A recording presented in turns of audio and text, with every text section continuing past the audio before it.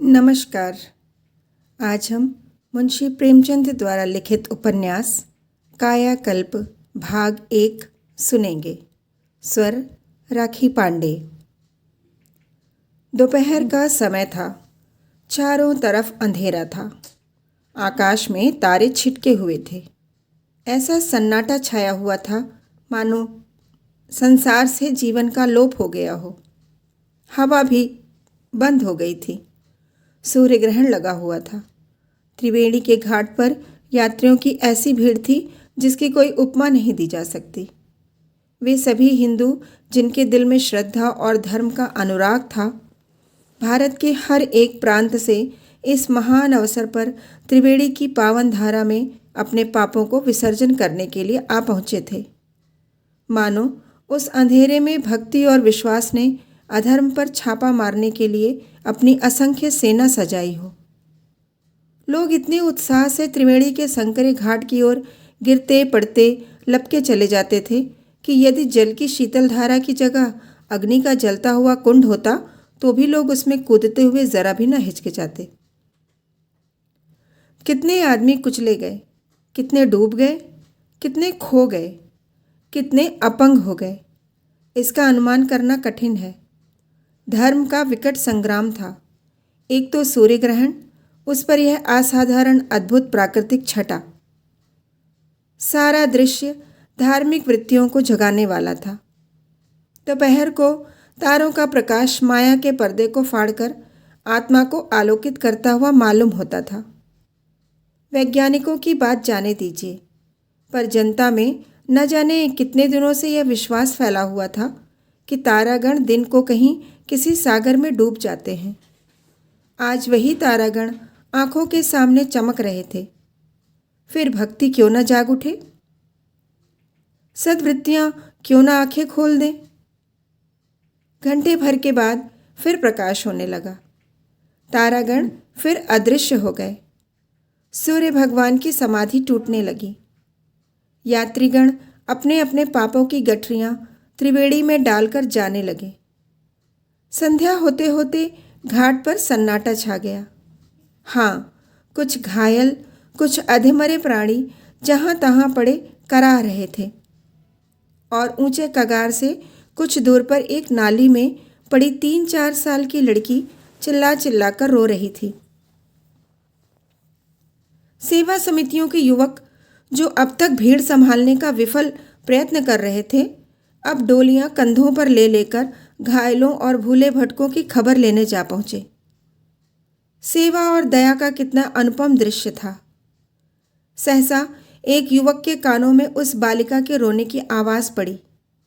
अपने साथी से बोला, यशोदा, उधर कोई लड़का रो रहा है।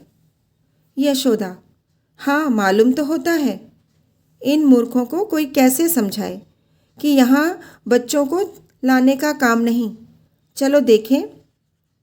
दोनों ने उधर जाकर देखा तो एक बालिका नाली में पड़ी रो रही थी।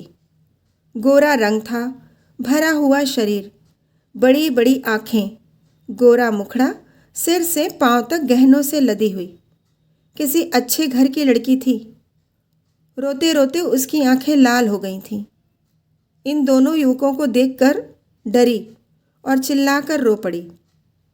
यशोदा ने उसे गोद में उठा लिया और प्यार करके बोला, बेटी रो मत, हम तुझे तेरी अम्मा के घर पहुंचा देंगे।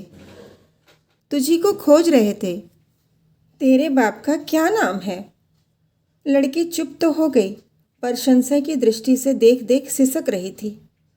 इस प्रश्न का कोई उत्तर न दे सकी। यशोदा ने फिर चुमकार कर पूछा, बेटी तेरा घर कहाँ है? लड़की ने कोई जवाब न दिया। यशोदा, अब बताओ महमूद, क्या करें? महमूद एक अमीर मुसलमान का लड़का था। यशोदा नंदन से उसकी बड़ी दोस्ती थी।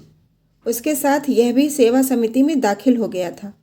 बोला, क्या बताऊं, कैंप में ले चलो, शायद कुछ पता चले। यशोदा, अभागे ज़रा ज़रा से बच्चों को लाते हैं और इतना भी नहीं करते कि उन्हें अपना नाम और पता तो याद करा दें। महमूद, क्यों बिटिया, तुम्हारे बाबूजी का क्या नाम है? लड़की ने धीरे से कहा। बाबूजी। महमूद, तुम्हारा घर इसी शहर में है या कहीं और? लड़की, मैं तो बाबूजी के साथ लेलपल आई थी। महमूद, तुम्हारे बाबूजी करते क्या हैं? लड़की, कुछ नहीं करते। यशोदा, इस वक्त अगर इसका बाप मिल जाए तो सच कहता हूँ बिना मारे न छोड़ो। बच्चों गहने पहना कर लाए थे, जाने कोई तमाशा देखने आए हों। महमूद, और मेरा जी चाहता है कि तुम्हें पीटूं। मियाँ बीवी यहाँ आए तो बच्चे को किस पर छोड़ आते? घर में और कोई न होता तो? यशोदा, तो फिर उन्हीं को यहाँ आने की क्या ज़रूरत थी? महमूद, तुम एथिस्ट हो, तुम क्या जानो कि सच्चा मजहबी जोश किसे कहते हैं? यशोदा, ऐसे मजहबी जोश को दूर से ही सलाम करता हूँ। इस वक्त दोनों मियाँ बीवी हाय हाय कर रहे होंगे। महमूद, तब विवश होकर कार्यकर्ताओं ने उसे वहीं के अनाथालय में रख दिया। महाशय यशोदानंदन ही उस अनाथालय के मैनेजर थे। स्वर राखी पांडे, भाग 1।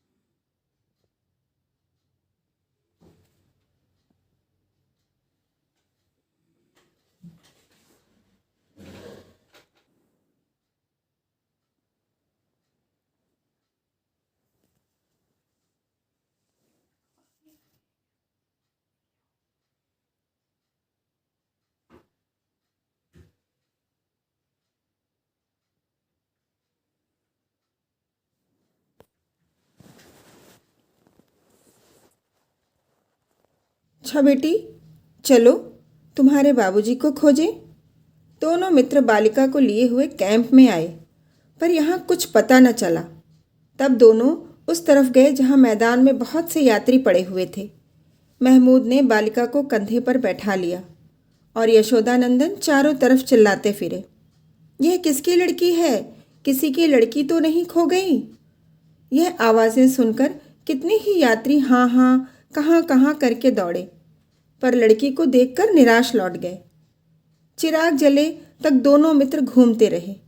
नीचे ऊपर, किले के आसपास, रेल के स्टेशन पर, आलोपी देवी के मंदिर की तरफ यात्री ही यात्री पड़े हुए थे, पर बालिका के माता पिता का कहीं पता न चला।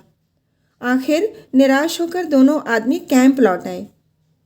दूसरे दिन समिति के और कई सेवकों ने फिर पता लगाना शुरू किया। दिन भर दौड़े, सारा प्रयाग छान मारा, सभी धर्मशालाओं की खाक छानी, पर कहीं पता न चला। तीसरे दिन समाचार पत्रों में नोटिस दिया गया और 2 दिन वहां और रहकर समिति आगरे लौट गई। लड़की को भी अपने साथ लेती गई। उसे आशा थी